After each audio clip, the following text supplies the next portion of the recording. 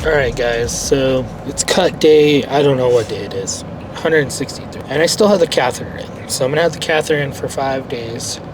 And so today's going to be, instead of leg day, unfortunately I can't do legs, so I'm going to have to skip the legs. We're going to go ahead and do probably chest is what I'm going to do.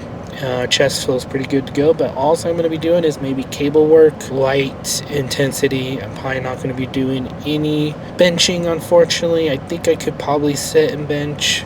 I maybe can do incline dumbbells, maybe, but I don't know. I think it's going to be more just like, maybe just kind of get a feel what I can do, but not go very heavy, and just kind of see what we do. We just got to kind of train around it and just keep pushing through it. So that's, unfortunately, things are going to happen. And I found out this is probably genetic issue. I found out my nephew has to take stuff. My nephew was taking stuff called Flomax. My dad has to take stuff called Flomax as well, and it runs in the family where the prostate enlarges like it does, and then pushes against your urethra, making it harder for you to pee.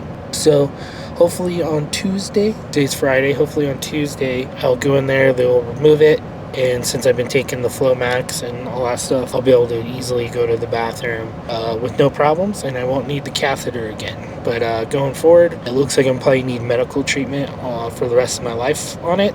My dad's he actually just told me, he's like, I'm gonna be having surgery in the next couple months on my prostate because his is so enlarged. So it's just something that just runs in the family. But they said I probably won't have to worry about any surgeries like that until I get about his age. But unfortunately, it is what it is, and it's just something medically that I'm gonna have to work around and just kind of watch. I kind of thought maybe my estrogen was going sky high, but I'm gonna have to get blood work done to see how the estrogen looks. But when I got blood work done at the hospital, they did a lot of everything except for the estrogen, and they did everything else, and everything looks really good. Like, I'm really healthy, everything's in the green, everything's like perfect. And I do microdose TRT to keep it at like a 800 level.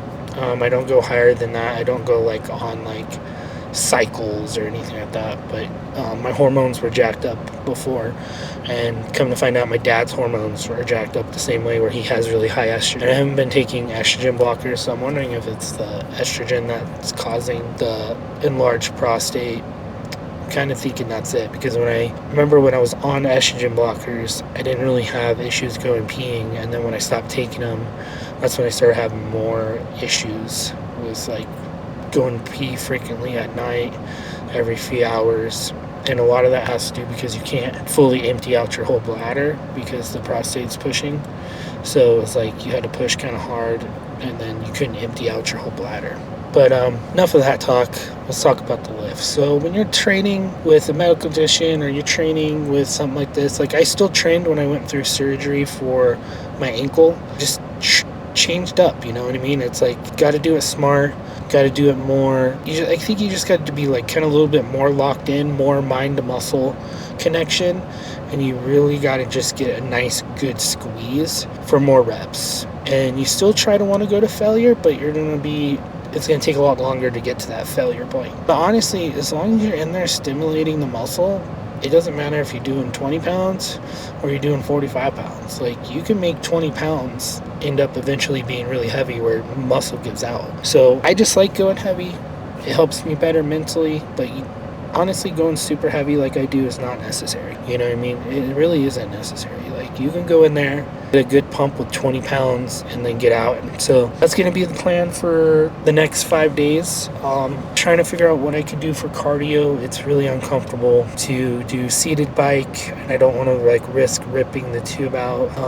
I was wondering if maybe those other bikes, but this chairs kind of look uncomfortable, and I don't want that irritating my prostate more, sitting on weird chairs or anything like that. So I do have the hand one or the arm one, so maybe I'll do the arm one, but my arms wear out pretty quickly, and I couldn't seem to get my heart rate up when I was doing the arm one. I don't know. It's just go in there and get a kind of feel and just kind of see, and then no recovery. I can't go into the sauna or anything like that, which is understandable, and it would be stupid if I went in the sauna because you just risk infections.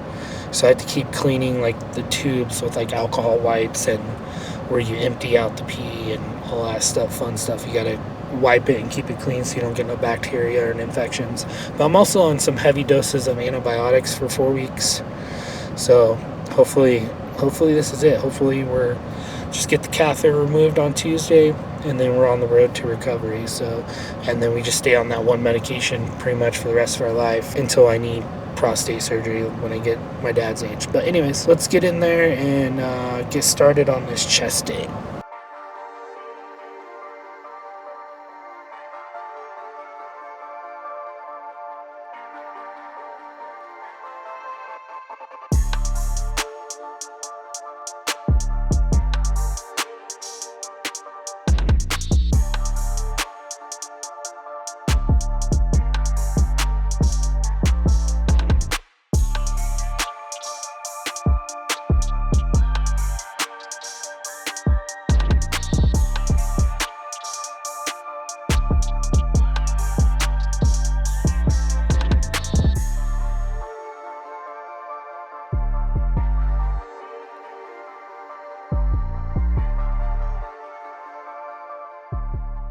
Alright, so easy, simple chest day, 7 sets to failure. That's all you really need. And I got a pretty good pump, especially with the pec flies. Perfect. Just kind of showing you guys how you can train around injuries, or if you get a catheter, you can train around it. See how we're kind of looking. Scale is not dropping, but I also have tubing connect to me and all this stuff, so I have no clue. I don't know, my abs look like they're more coming in right now. I don't know why. They look like they're more defined. But check this chest pump. Pretty good pump. Just gotta keep losing fat here, losing fat in here, losing fat in the back. Traps look pretty good. Arms look pretty good.